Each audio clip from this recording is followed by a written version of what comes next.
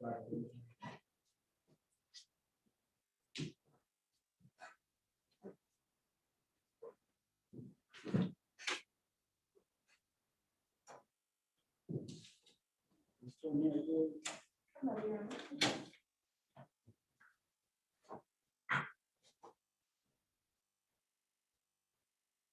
let's go on the record. Court calls number W01-0037-327-TB, styled as Parte Randy Halprin. We are here to present arguments on the pending writ. Counsel for the state, are you ready? Yes, Your Honor. Counsel for the defense, are you ready? Ready, Your Honor. Okay, let me have each of you stand and identify yourself for the record. You want me to go first? Yes. Paul Manser on behalf of petitioner Randy Halprin. Ann Grady for Sharon Wilson, Tarrant County District Attorney, Attorney Pro Tem for the state. Okay, is there some matters that you all wanted to put on the record? No, Your Honor, I guess we're getting a little bit of a delay off of Can you all still hear it now? the feed. That's fine. I think it's better. Better, but can you still hear it? I can't hear it. Okay. Got it. I think it was a minute or about a half minute or a minute behind. All right, y'all have a seat just a minute.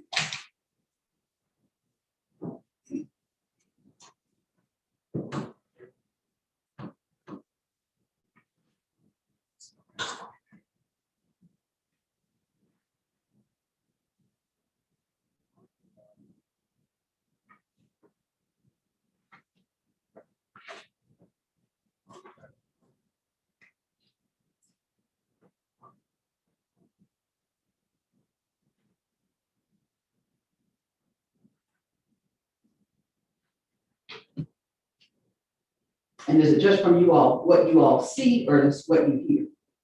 Well, I guess it's this computer that's facing us. It's a little bit delayed from where you are, and it's filming you right now, but I don't hear the audio, so it was a little bit disconcerting when I could hear the audio. But Okay. I think it's better now. Oh, okay, okay. Then we can go ahead and begin. I just had to turn the volume down. Okay. All right, so there are some matters that you all wanted to put on the record. I believe you had the one thing about the exhibit. Your Honor, I just want to amend the state's response in one regard. Throughout my response, I believe I referred to Amanda Tackett's initial affidavit as applicant's exhibit 13. It wasn't, it was applicant's exhibit 17. Is that correct, Mr. Mansour? I believe that's correct. Okay. And so if Your Honor could just deem that to be amended throughout my response, whenever I refer to Amanda Tackett's first affidavit, but I'm referring to applicant's exhibit 17. And Your Honor, the state asked the court to take judicial notice of the reporter's record and exhibits of the trial of conviction.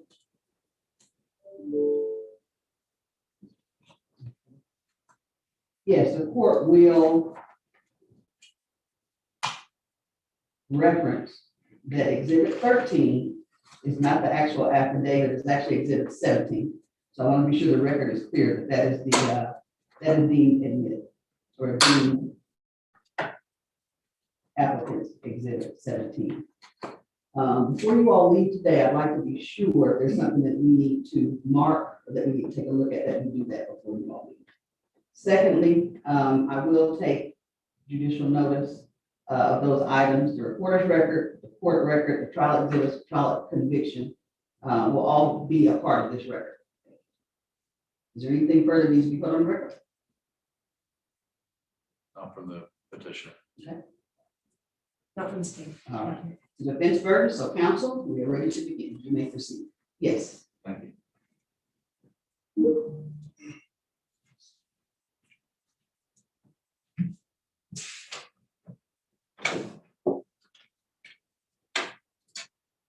May it please the court, Your Honor, counsel. I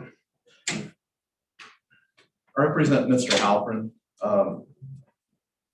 This case is here on a subsequent writ, which means it had to go to the Court of Criminal Appeals and receive authorization under Section 5. And when the Court of Criminal Appeals authorized this case to come back to this court, it made certain findings that I think are relevant here today. The finding from the Court of Criminal Appeals is essentially that Mr. Halprin has pleaded facts and stated a claim that if he proved it could lead to relief. Now the state has filed an answer and they take a different position. Basically what they argue is assume that all of the facts are true, and we've talked about the exhibits that the state has identified that Mr. Halprin is attached to his petition. And they involve certain affidavits, I believe some audio clip, and some newspaper articles. Assuming those are true, the law would not permit relief. In other words, Mr. Halprin hasn't pleaded a claim that the due process clause can address and remedy. And I'd like to address that, but I'd also like to address some of the implications of the state's position here today. Now, my understanding of it is, I think the state is treating this like a summary judgment motion, where the court would take facts and view them in a certain way. In other words, view them in the light most favorable to the position that the petitioner is urging before the court, and then determine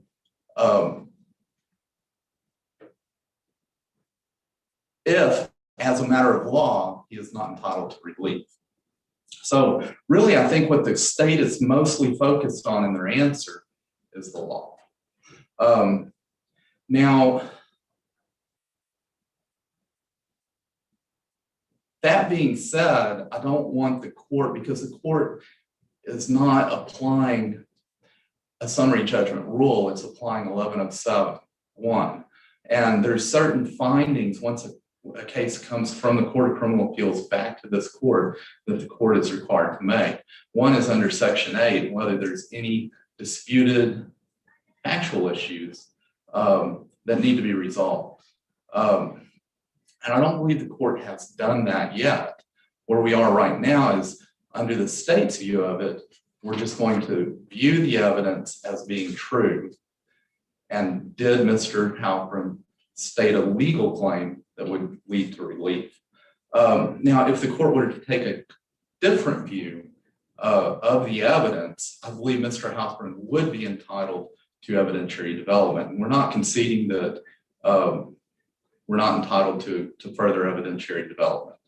But anyway, I would like to talk about the law at this point in time.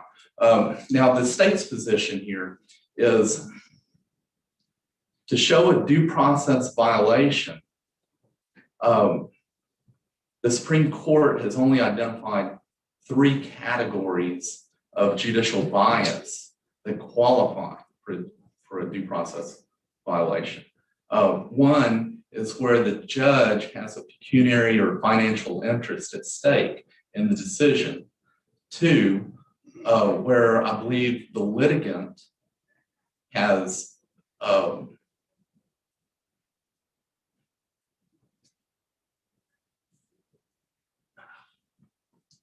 done something to the judge, I guess abusive towards the judge.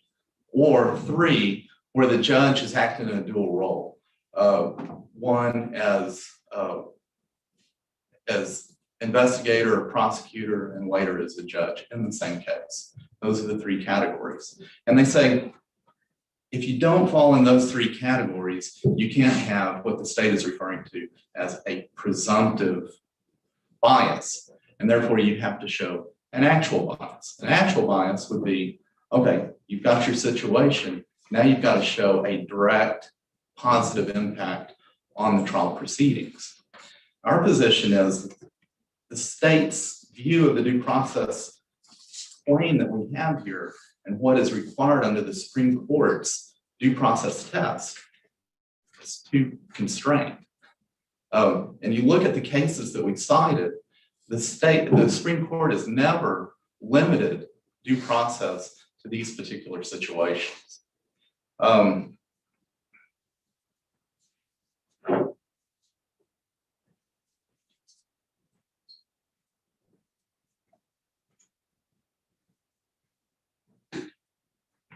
Now, due process requires a fair trial and a fair tribunal. That's the basic requirement. And that's the N. Ray Murchison case.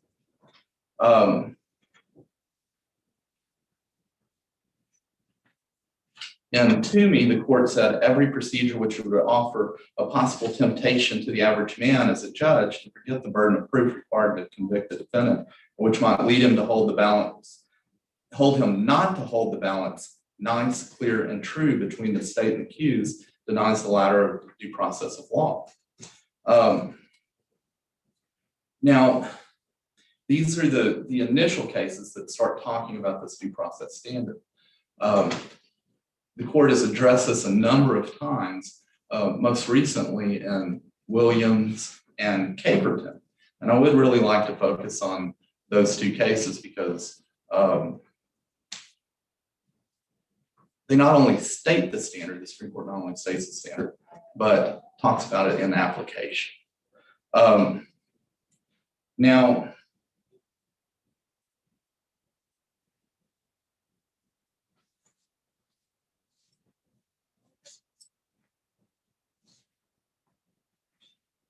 it's an objective standard.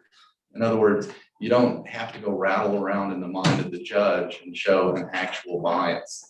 You look at the totality of all the circumstances and ask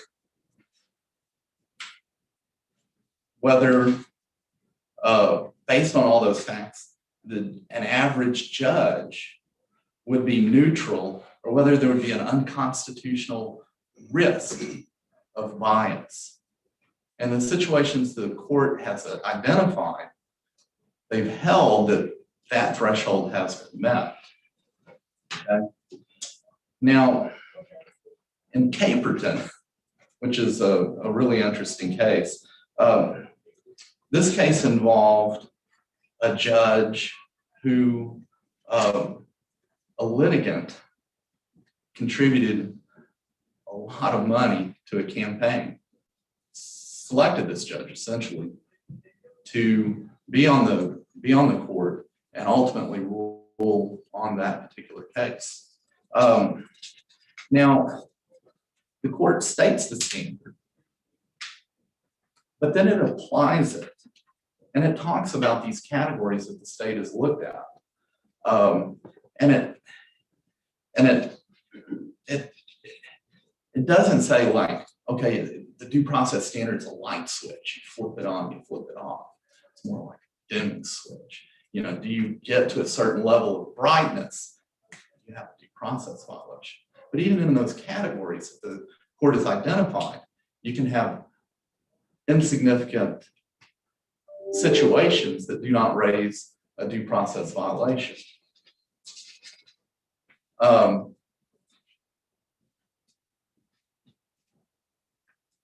And I would hope that the court would look at Caperton real close because I think it applies in our situation.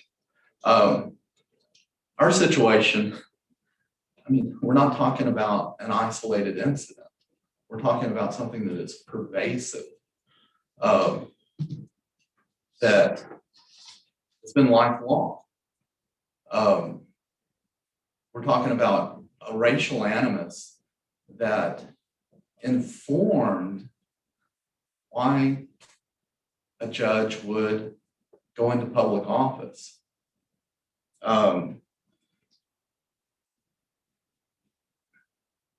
We're talking about a racial animus that close friends observed over a long period of time.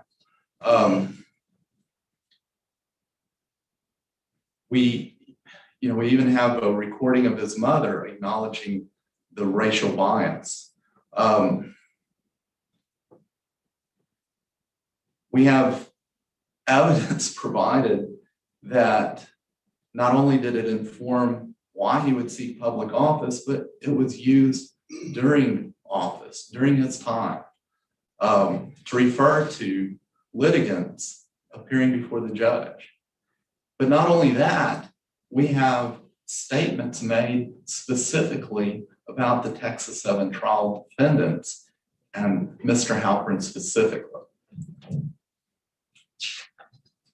Now, the state would say, well, that happened years later. It didn't happen contemporaneously at trial. But the Supreme Court, in its standard, says you do not have to make that connection to make a due process claim. What you have to do is show that there's an unacceptable risk that that bias existed. And that goes back to Caperton. Here on page 883, continuing on into 884, that whole paragraph here, starting the difficulties of inquiring into actual bias and the fact that the inquiry is often a private one, simply underscore the need for objective rules. Otherwise, there may be no adequate protection against a judge who simply misreads or misapprehends the real motives at work in deciding the case. The judge's own inquiry into actual bias is not one that the law can easily superintend or review, though actual bias, if disclosed, no doubt would be grounds for appropriate relief.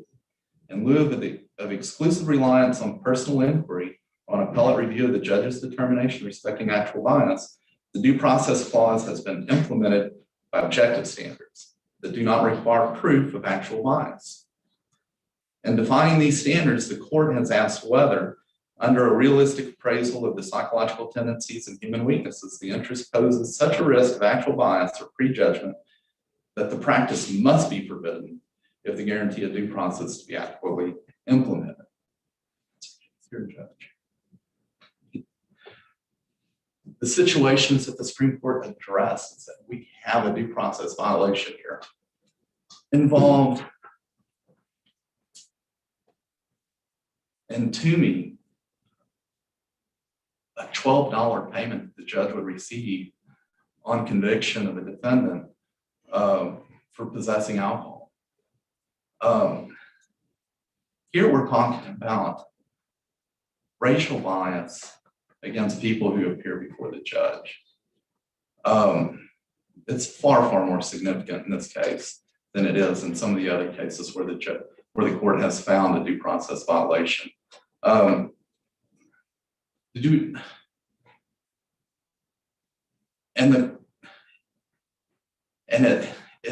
This case lies in a spectrum of cases that have come out of the Supreme Court addressing specifically racial bias. We have Lela dealing with jury selection. We have Buck dealing with counsel, defense counsel. We have Rodriguez Pena dealing with juror bias. The state would have it that the due process clause would provide no remedy if the judge harbored racial bias. You have significant evidence that that bias existed throughout the course of all these proceedings. We asked the court to reject the state's position and recommend relief to the Court of Criminal Appeals. Like I said, if the court feels like credibility is an issue, we need to address those with the court and proffer what procedures would be appropriate to address that. Do you have any time left? Okay, then I'll reserve it. Okay, Thank you. thank you, Counsel.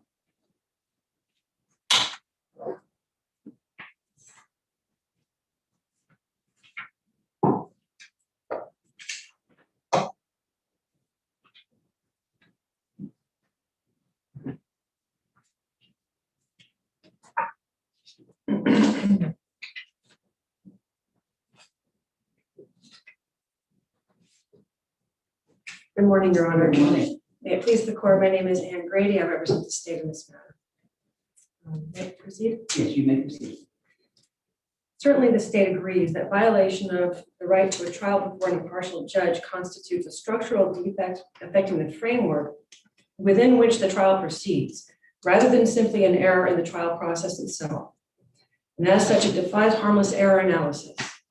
But simply, if Halprin has established that Cunningham was biased against him at the time of trial, there is no need to analyze the trial transcript for the number of objections sustained or overruled that would suffice to deem that error harmless. He would need show no further harm in order to be entitled to a new trial. But contrary to applicant's arguments, to establish a due process clause violation based on the structural error of judicial bias, either actual bias on the part of the judge must be shown at the time of trial, or the case must involve a situation that, viewed objectively, establishes an intolerably high probability of bias grounded in the judge's personal, substantial, and pecuniary interest in the outcome of the case, personal abuse of the judge by the defendant, or a dual role by the judge in investigating and adjudicating the issue at hand.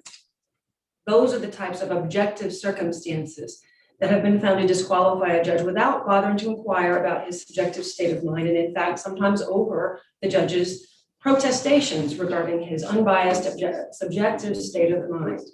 The law simply will not tolerate any of those objective circumstances to be allowed. But in cases such as this involving an appearance of bias and the judge's own personal biases and prejudices, the record must be examined to determine whether it demonstrates that the judge's bias affected the defendant's right to a fair trial and due process of law. Applicant has not sustained his burden of showing any of these bases for vacatur of his conviction. I want to also just touch on before I proceed this the question of the procedural posture of the case. Section 511.071 simply provides a procedural bar to bar subsequent writ applications such as this, unless they fall within certain categories of claims. This case fell within a certain category of claim, and therefore the Court of Criminal Appeals remanded it for further proceedings in a normal course. So we're back as if this were an initial writ, and away we go. That does not mean that they made any findings of fact. They, in fact, remanded it to this court to conduct a proceeding and to make findings of fact and conclusions of law. And I also, well, I think enough said on that. I simply will note, I believe I have this, that gaps in the application's proof do not entitle the applicant to an evidentiary hearing. Sworn pleadings of material facts are a prerequisite to the grant of an evidentiary hearing for the type of live testimony that can form a basis for relief. That was the Court of Criminal Appeals in 2011 and Ex Parte Garcia. So in order to survive the pleading stage, the applicant must present sworn facts that, if true, would entitle the applicant to relief. And yes, a writ application which fails to meet that requirement of pleading is subject to summary dismissal, Maldonado.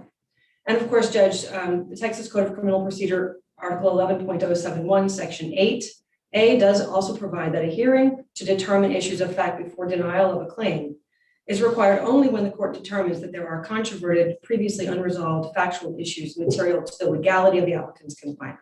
Since here there are no controverted or unresolved facts, the hearing is necessary before continuing. As I was saying, structural error, not subject to harmless error analysis, but that does not mean that the trial record is irrelevant. Under Texas law, when the defendant claims judicial bias, the court will review the record to determine whether the judge's bias denied him due process of law. Most often, Your Honor, will see these claims arise on direct appeal. The defendant, for example, throws a chair in the courtroom at the beginning of the trial proceeds, and then on direct appeal, the claim is made that the judge should have recused herself, that she was biased throughout. And naturally, the appellate courts will review the record of the trial to see not whether the error was harmless, but whether bias is shown in the first place. Here, the trial record is particularly relevant to this claim to determine whether the judge was biased against the defendant. That is because in the entirety of the record now before the court, the only contemporaneous statements by Judge Cunningham regarding his state of mind toward this particular defendant at the time of trial are to be found in the trial record.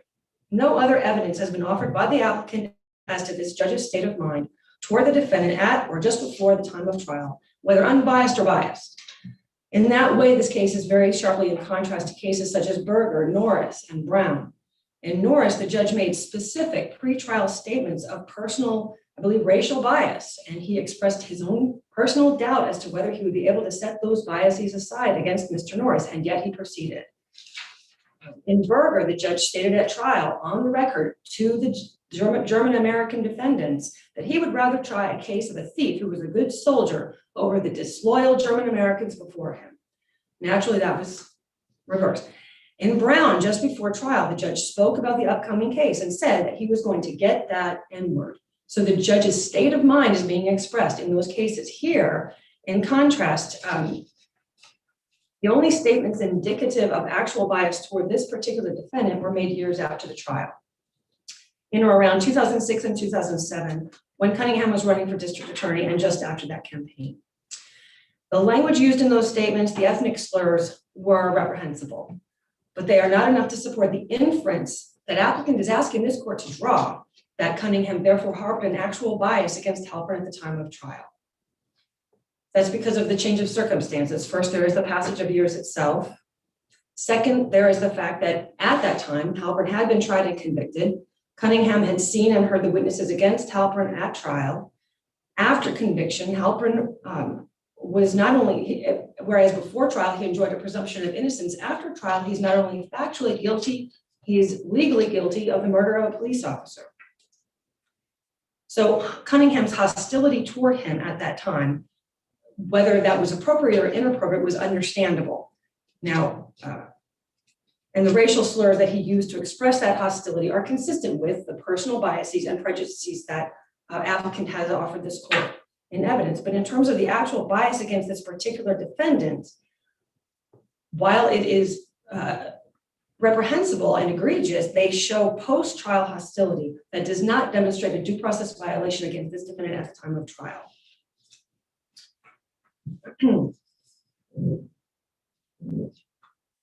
And I would call Your Honor's court, the court's attention to ex parte Freeman, where that distinction was pivotal. In that case, it was a revocation of probation hearing, and before the hearing, the defendant made threats against the judge's life. It proceeded. After the hearing, the judge came back out and approached defense table, and let's just say words were exchanged.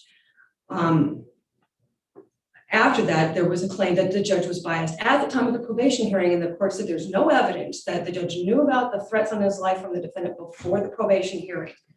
Therefore, there's no evidence that the judge was biased during the probation revocation hearing when he imposed the sentence. That is what is lacking here as well. Upon a close reading of the application and hearing of today's arguments, I believe Your Honor will find that the applicant is not claiming that he has evidence of actual bias against him at the time of trial. Rather, what he is arguing is that Cunningham harbored longstanding animus towards and prejudices about non-white, non-Christian people, and that those views informed his thinking about public service in the law. Based on those contentions and those allegations, the applicant is saying that Cunningham's views create an objectively intolerable risk of bias in violation of applicants' due process rights, i.e. presumptive bias. And that's not the state that has coined that term to apply here. That is in the application at pages 29 to 30 and 54, that he is arguing that that qualifies as presumptive bias. However, applicant does not cite a single decision that supports that construction of the law. In my searches of the law, I could not find a single decision that supported that construction of the law. The United States Supreme Court's objective test for an intolerable risk of bias applies to 3 circumstances, none of which is present here. Mr. Halprin has not established the judge's personal, substantial and pecuniary interest in the outcome of the case, which was the case in the cases just discussed today, Caperton and Toomey. He has not shown personal abuse of the judge by the defendant, as I was saying, for example, throwing the chair in the courtroom or threatening the judge's life, nor has he shown a dual role by the judge of investigating and adjudicating the case at hand. Any of those 3 would establish an intolerably high probability of bias, aka what the Fifth Circuit has termed a presumptive bias. And I will note, Judge, the Fifth Circuit, where did I put it? As I discussed in my response, the Fifth Circuit has coined that term to distinguish the objective test from cases involving actual subjective bias. Quote, generally, the Supreme Court has recognized 2 kinds of judicial bias, actual bias and presumptive bias. That's Bunchen versus Quarterman, Fifth Circuit, 2008. And the Fifth Circuit has also observed that the due process violation based on presumptive bias has only been found in those three circumstances I was just describing. Bigby versus Dredke. It is in many ways comparable, as applicant points out, to implied bias on the part of a juror, where we do not ask the juror to engage in the expurgatory oath that, yes, I can set aside my biases and my connection to the case. Yes, I know I'm married to the prosecutor sitting at the prosecutor's table, but I can be fair and impartial. That's lovely, but no, thank you for playing, go. Those are the types of relationships to the case that there is no amount of statements of mind, the state of mind, that will overcome that. That is what the objective test pertains to. Here what we have is personal bias and bigotry. As I say, applicant is relying on Cunningham's personal bias against the Jewish religion and ethnicity to argue that he was disqualified from impartially presiding over this trial of applicant, a Jewish man. And at the outset, I just want to say that I just want to point out that under the Texas Rules of Civil Procedure, had it been known before trial that Cunningham harbored these very personal biases, that would not have required his disqualification from the case as a matter of law. Texas law provides for disqualification only in circumstances comparable to the Supreme Court's objective test: dual role, a personal or fiduciary interest in the case, or a relationship to the parties by affinity or consanguinity within the third degree. That's not to suggest, however, that personal bias and bigotry in a judge is unheard of. There are cases cited by applicant in his motion that highlight that this does go on, and that there are remedies for that, disciplinary proceedings. In the cases cited by applicant, judges were guilty of using similar racist language from the bench or in emails sent from their work computers. And as a result, they weren't properly publicly censured. They were sent for remedial training. And those kinds of disciplinary proceedings are the proper forum for confronting a judge's personal bias, including racial and ethnic bias that calls into question his or her fitness to sit on the bench. And I also want to point out that if Cunningham were to run for office again, the voters might provide an even clearer sanction. And that is in fact precisely what the voters did in 2008, when the Dallas Morning News' expose revealed this information, and the voters found Cunningham unworthy of being on the commissioner's court. It does not follow, however, that the law presumes that Cunningham's personal bias infected every trial of a minority defendant. That is because judges are presumed to understand their role and to follow the law. There are judges sitting on the bench right now, Your Honor, who are against the death penalty and have a motion to set execution on their desk. And the law presumes they're able to set their personal views aside and conduct themselves in accordance with the robe that they're wearing and the oath that they have taken. The U.S. Supreme Court has held more than once that to grant a relief to a particular defendant, the judge's personal biases standing alone are insufficient to establish a violation of the Due Process Clause. Rather, to rise to the constitutional standard of a structural error, some adverse effect of the judge's bigotry on the defendant's right to a fair trial must be established. Norris v. United States actually explains that very well. That was out of the 11th Circuit. And here, applicant has not shown and cannot point to any ruling or pattern of trial rulings that showed an impact of Cunningham's personal views on applicant's case.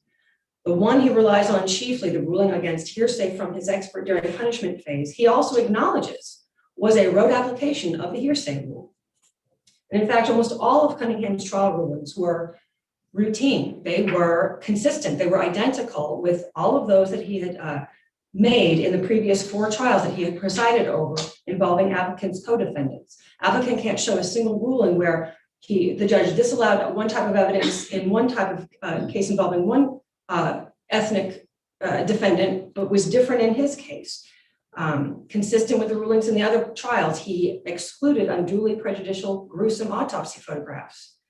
The evidence seized from Colorado was one minor exception was the same as the other trials.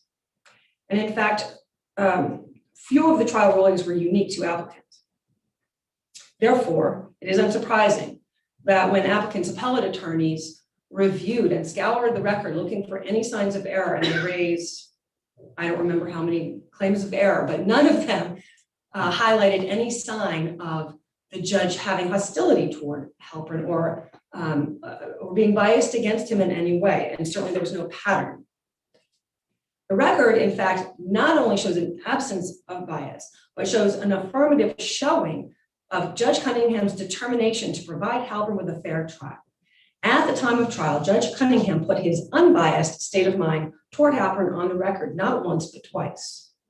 The first was at the outset of the trial. Cunningham explained why he wanted leg irons or other restraints to be invisible to the jury. Remember, this is a case involving a defendant who had already escaped from custody, and leg irons and other physical restraints were deemed by the sheriff's office to be necessary. The judge explained to Mr. Halprin, the idea is, I quote, the idea is I'm going to provide you absolutely the fairest trial I possibly can with the minimum amount of restraint necessary, close quote. He also, as I was pointing out in my response, he made sure that civilian clothing was going to be provided, et cetera, so that there would be no prejudice to the defendant in the jury's minds that he just looks like a prisoner and therefore must be guilty.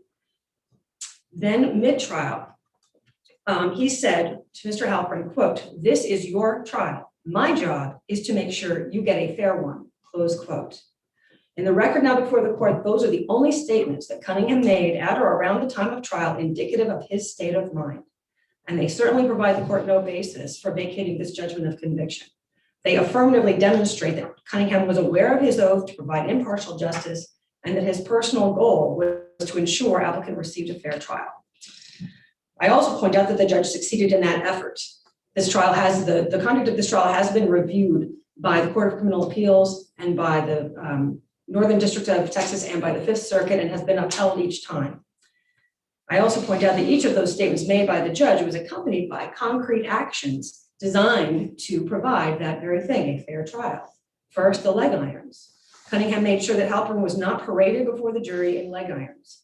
The restraints were minimized to a security belt and possibly leg shackles that were outside of the jury, because we know that because then when Halprin was about to take the stand, Mr. Halprin was about to take the stand at trial, the judge reminded him, be sure you keep them, the leg irons out of sight while you're on the witness stand. And then he said, you know what? No, take the leg irons off. The sheriff objected, he said, take the leg irons off. The second time was after, when Mr. Halprin was on the witness stand, and for that was the first time he had a vantage point of the prosecutors at the prosecution table, and he, in front of the jury, said, they're staring at me, and the judge quelled that, did not embarrass him in front of the jury, said, they're just taking note, they're just listening. You know, continue. And it was only later, outside the presence of the jury, that Cunningham went into the question. And even then, he expressed compassion and understanding. He remarked, quote, this is probably the first time you've had a direct line of sight, and I saw Mr. Worski and Mr. DeMori whispering to each other, being a calming presence to this trial. Now, applicant argues that tone of voice can't be discerned by reading a transcript, but even on a cold record, Judge, it is clear that Judge Cunningham was courteous to Mr. Halprin throughout the record. Throughout the trial, and even at that point when he perhaps could have been excused for showing some irritation, he didn't show any personal pique. He instead felt concerned to protect applicants' right to a fair trial. And even when Mr. Halprin apologized, Judge Cunningham said, no, this is your trial. My job is to make sure you get a fair one. In short, Judge, the record of the trial does not offer a clear showing of bias, but the reverse.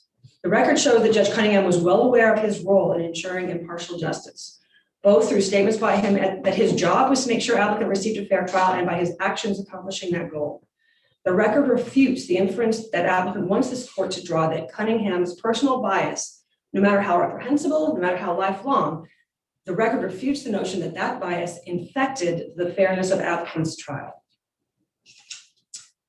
Courts generally presume that public officials have properly discharged their official duties, and bias by an adjudicator is not lightly established. Quote, in the absence of a clear showing to the contrary, reviewing courts will presume that the trial court was neutral, detached, and unbiased in all phases of the trial. That's just from some of the decisions cited in my response, Judge. I'll just conclude by just concluding that applicant has not established actual bias against this defendant at the time of trial, nor has he established that Cunningham's personal bias affected applicant's trial. Without that nexus between Cunningham's personal biases and applicant's trial, the law is clear that Cunningham's racism and bigotry standing alone are insufficient to establish a violation of this particular defendant's rights under the United States Constitution so as to require vacatur. Unless the court has any further questions, I'll rest on my response. Thank you, sir. You're good, Mr. Mason.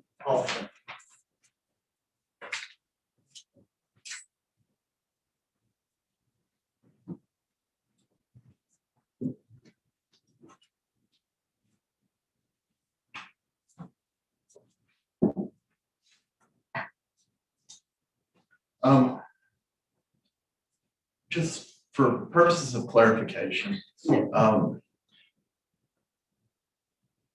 we do talk about the due process standard at length in our brief, and we urge the court to apply it in a certain way. But the evidence itself, we believe, does show an actual bias, and we don't want to have the court misapprehend that that's not a contention before the court. Now, if I understand the state's argument, and I would go back to that quote that I had from Caperton earlier, where we talk about you don't have to go around in the judge's head and come out with evidence of an actual bias at the time of trial. You have to have this an unjustifiable risk. But if you draw a line through all the evidence that we have of this lifelong pervasive attitude, racial animus, bigotry, before the trial and after the trial, and while he was on the bench during this trial, you draw a line straight through, I think it's inescapable that you're gonna have to find an actual bias was present during this trial. It's kind of like saying a leopard has spots on Monday, it has spots on Friday. We have pictures of that, but you didn't prove, counsel, that the leopard had spots on Wednesday. They don't have a picture of it. I mean, circumstantial evidence and inferences are very fair in applying the standard, Your Honor. Some other matters that are raised in our brief that merit discussion. It's not only due process that's involved here, Your Honor. It's primarily due process, but because of the nature of this claim, it's not just racial animus, it's ethnicity and religion. So we have a free exercise issue as well.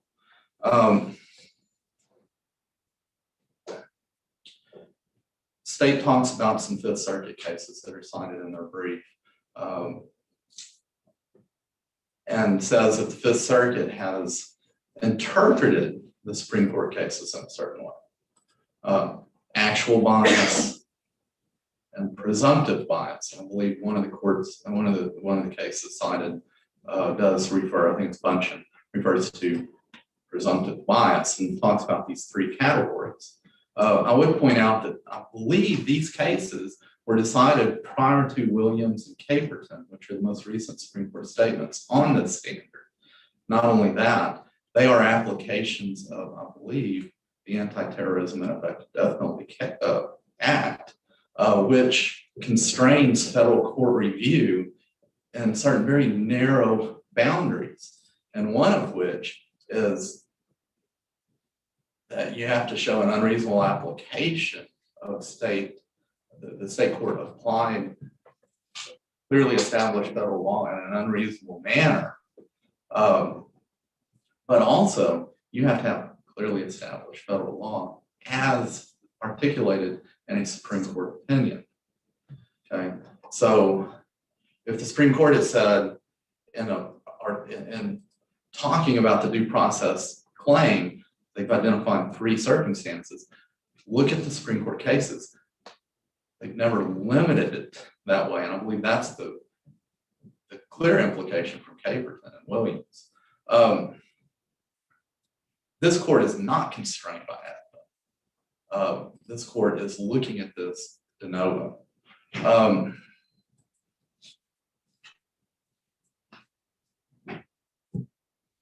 So what are we talking about here? We're talking about anti-Semitism.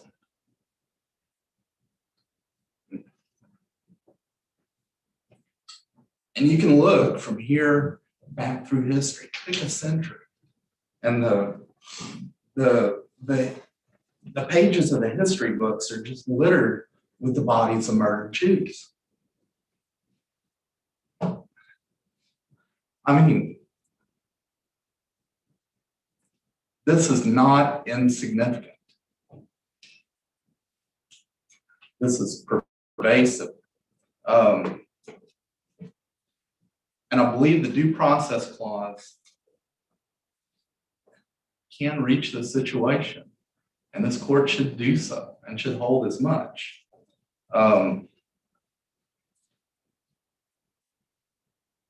The remedy that the state proposes is sufficient. Yeah, you're right. The state, you look at the Supreme Court and how they talk about judicial disqualification or recusal. Yeah, the state provides remedies, but sometimes the due process clause trumps that. It's a floor. Provides the ultimate protection. This is a case where the due process clause must provide a remedy. It's too late to say, oh, well, he's subject, Cunningham's subject to censure or voter approbation or whatever. It's too late. And the nature of the case, Your Honor, I mean, this is as serious as it gets. You just can't have cases like this infected with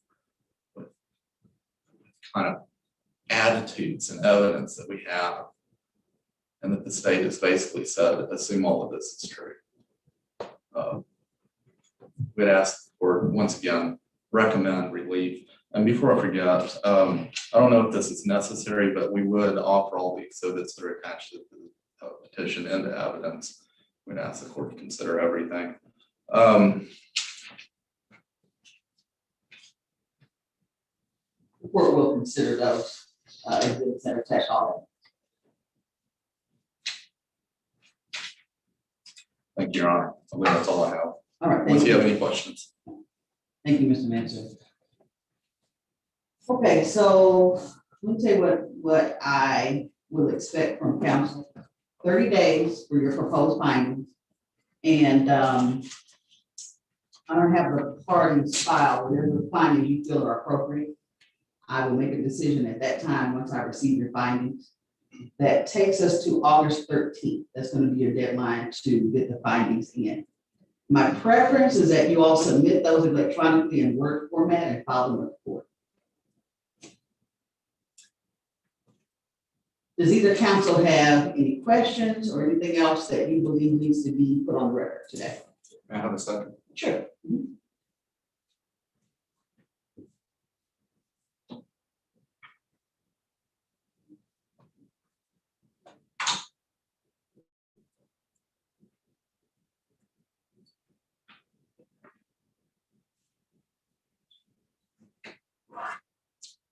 Yeah, just as a housekeeping matter, if the court is finished with Mr. Halprin, I believe he'd like to return to Livingston. Oh, okay. Oh, sure. Yeah, we'll be finished with the hearing, but hold on just a minute. Everything else I'll need on the record. I just have one question, Your Honor. Yes. If there's any difficulty filing it in Word format and we need to file it as a PDF, as I think is more, would you like us to email you a courtesy copy in Word format? Yes, that would be great. Thank you. Yeah, that's probably best when you file it there, file it in PDF. Okay, well, there's nothing further for me to counsel. This concludes the hearing on the Halprin writ. All parties are excused and the court will be in recess.